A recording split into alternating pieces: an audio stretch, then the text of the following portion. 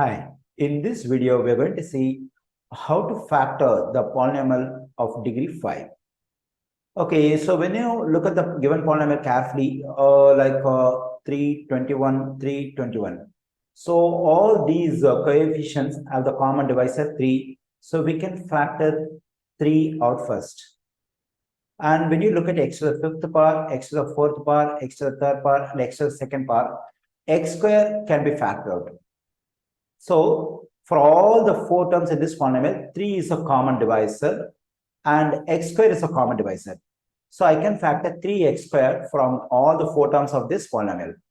Okay, when I factor 3x square out, what will I have left in the given polynomial? So to know this, you have to divide each term by the one we factor out. So first we have to divide the first term 3x to the fifth power by 3x square. So 3 will cancel out. When I divide x to the fifth power by x to the second power, then I'll be getting x to the third power. Okay, when I divide this 21 by 3, it will be 7. When I divide this x to the fourth power by x to the second power, I'll be getting x square. And here, I take this negative sign as it is. When I divide this 3 by 3, it will cancel out. And when I divide this x cube by x square, it will become just x, negative. When I divide this 21 by 3, I'm just getting 7. When I divide this x square by x square, it will just become 1. 7 times 1 is 1. Okay, now I need to factor the expression inside the parenthesis by grouping. That is, I can consider the first 2 terms as one group, the next 2 terms as another group. Now, I should try to find out the common divisor for the 2 terms in the first group. So obviously it's x square. So we can factor x square out from the first 2 terms. So if I factor x square out to get the terms, what we have left in the first and second term, very simple. We divide the first term by the one we factor out. That is, when I divide x cube by x square, I'm just getting x.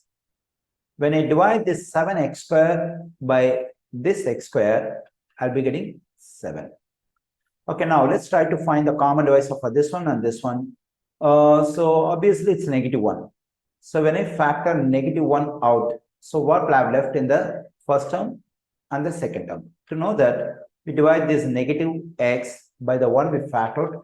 It is negative 1. So negative by negative will cancel out. X over 1 is just x. And now I have to divide the second term, negative 7, by the one we factored. This negative will cancel. 7 over 1 is just 7. That is positive 7. Now, from these 2 terms, what do we find in common? I mean, what's a common divisor for this term and this term? Obviously, it's x positive 7. So, x positive 7 can be factored out. When I factor x positive 7 out, I will have x square left in the first term. And I have negative 1 left in the second term. So, x square, negative 1. Okay, so we can do further factoring of this x square negative 1. And we cannot do further factoring of this one and this one. So, in this one, 3x square times x positive 7 times in this x square negative.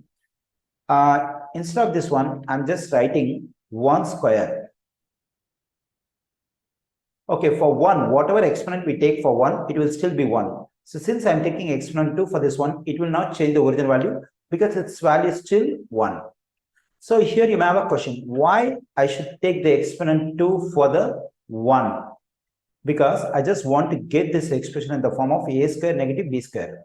So because I can use the algebraic identity, that is a square negative b square is equal to a positive b times a negative b. I can use this identity to factor this one further.